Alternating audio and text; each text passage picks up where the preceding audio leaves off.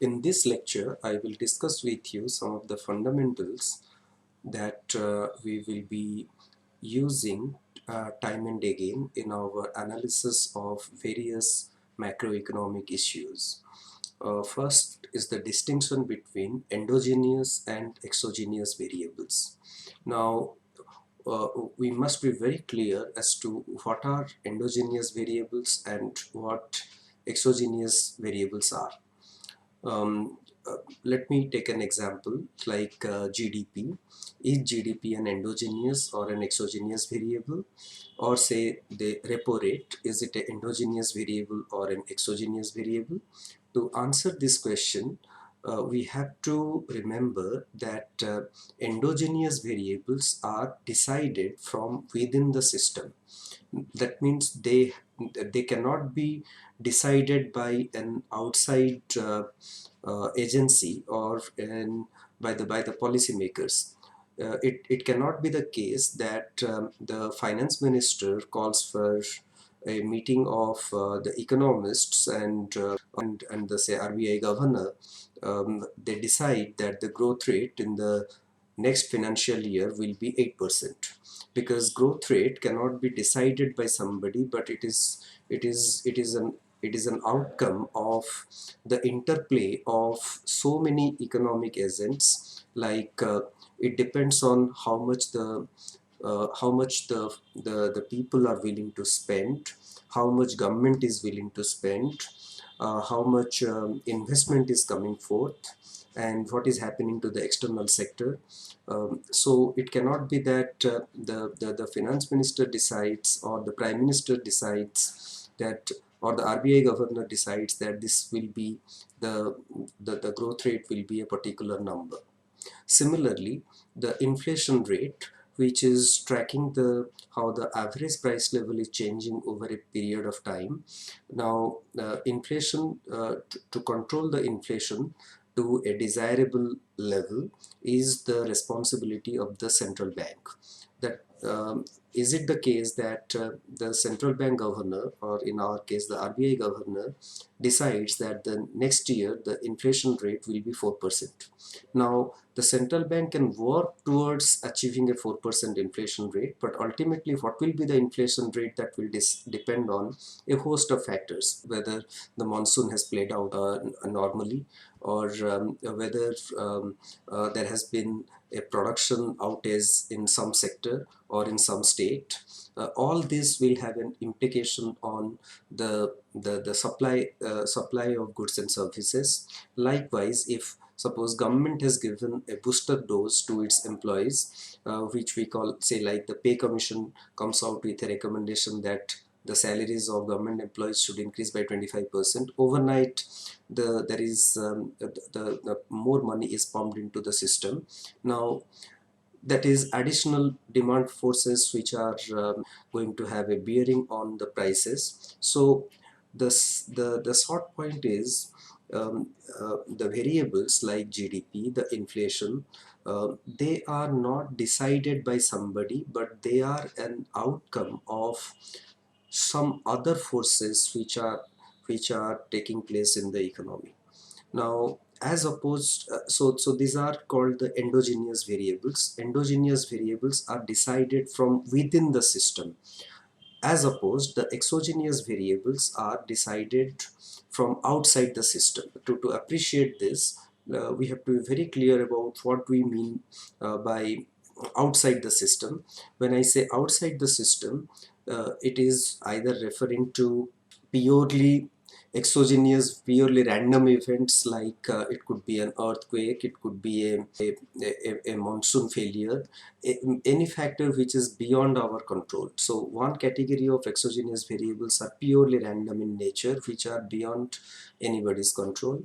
But there is a second set of exogenous factors about which we would be more interested in this course, which are the policy variables. Like we have in the fiscal policy, the tax rate is a exogenous variable. Likewise, the repo rate, or how much liquidity is to be infused in the system, these are all exogenous variable. They are decided either by the fiscal authority or by the monetary authority.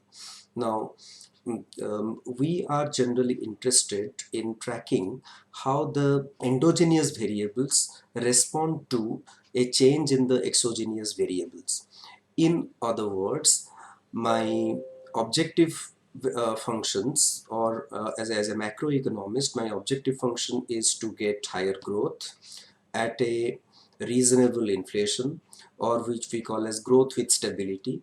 When I say stability, it has two connotations. One is the internal connotation, another is the external connotation. The internal connotation refers to inflation, whereas the external connotation refers to the exchange rate. But these are the stability which is with regard to the rate variables. Either we are talking about inflation rate or the exchange rate. Now, when we are saying that RBI wants the inflation rate to be at say 4%. Now, to achieve that 4%, RBI cannot decide for itself and the inflation turns out to be 4%.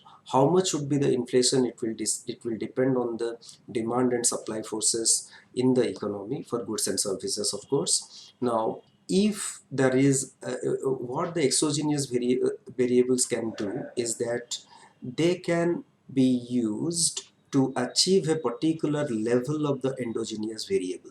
Now, if we want the inflation rate to be 4%, and if there has been a lot of demand stimulus which has come into the system by say the fiscal authority, by which suppose the government employees salaries increased by 25%, so a lot of additional money is coming into the hands of government employees, which is enabling them to spend more.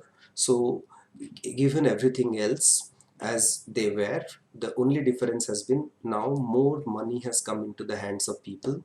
Now that is going to create additional demand. So in view of the additional demand, RBI will try to tinker with the repo rate or about the liquidity position in the economy, so that this additional demand pressure is taken away or eased off, so that you are moving towards achieving your target of 4% inflation rate. I think it should be now clear the distinction between endogenous and exogenous variables. To sum up, endogenous variables are decided from within the system. They cannot be decided by somebody.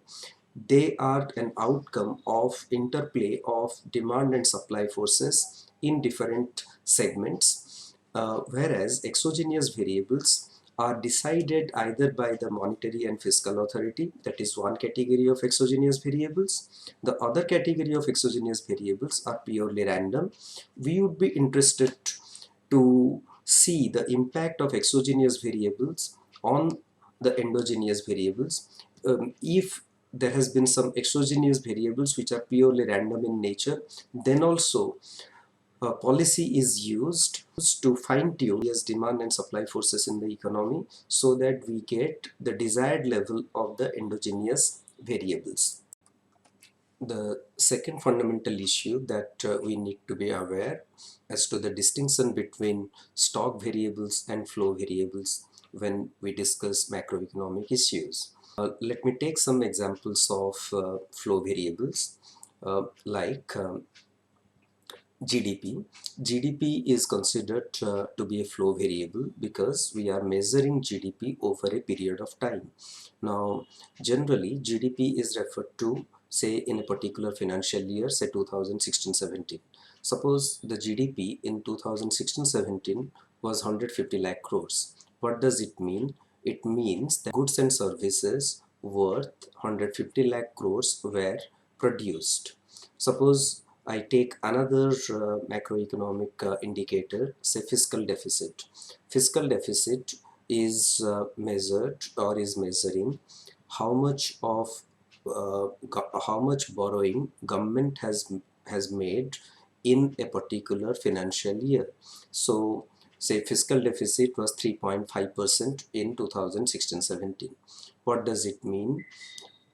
The government's borrowings as a proportion of nominal GDP was 3.5% during the period 2006 during the period March 2016 and April 2017. Now if you see both GDP as well as fiscal deficit that we just discussed, they are measured with reference to a particular time period. In our case it was 1 year. So these we term as flow variables. As opposed, suppose somebody says what is the total public debt in India. Now the public debt is as it is as on a particular date. The as on a particular date, like say as on March 31st 2017, what was government's total debt, and that date it could be owing to domestic residents, it could be to external agencies. Unlike fiscal deficit, which was measuring how much government borrowed during a particular year, public debt figure is measuring the total debt as on March 31st 2017. What the date figure is conveying is that it is telling us the accumulation of borrowings over a period of time, or till date. As on till date, the total borrowings is captured through the public debt number. Now we can see so public debt in our case it would be a stock. So the distinction between stock and flow is essentially a distinction between whether I am measuring a variable at a point in time or over a period of time.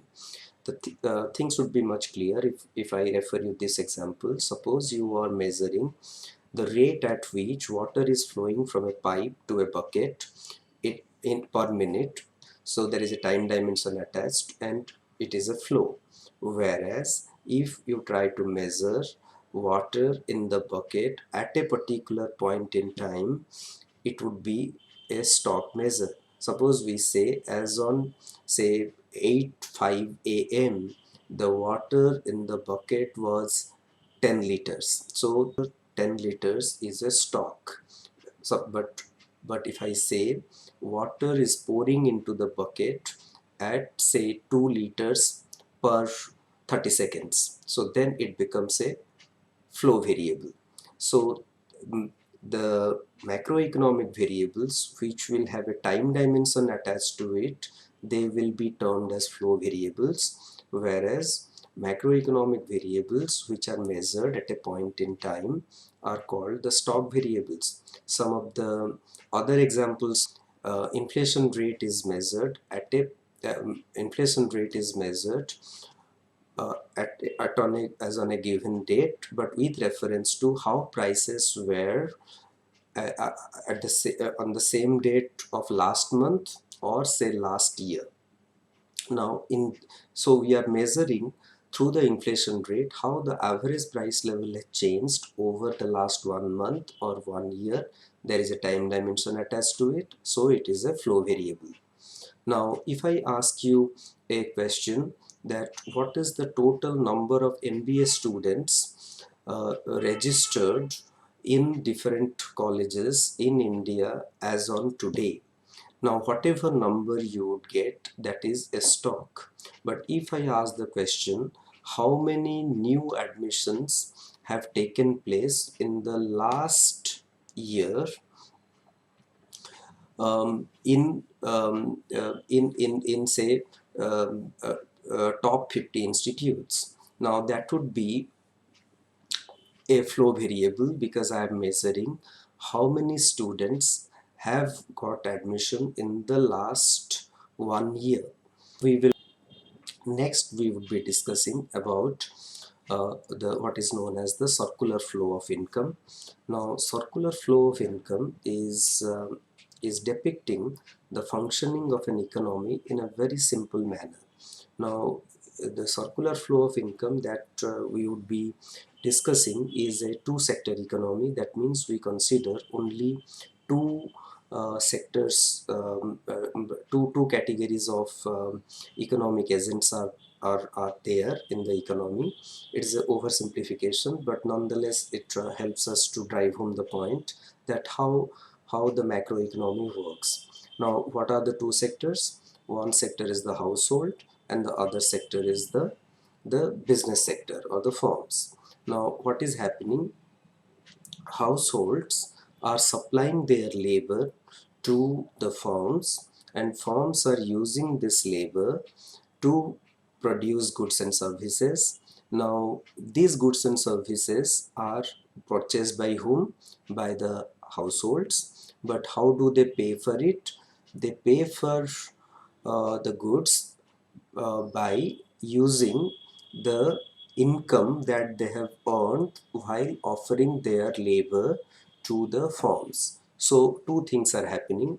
At one level, we are saying that firms are giving labor and getting income.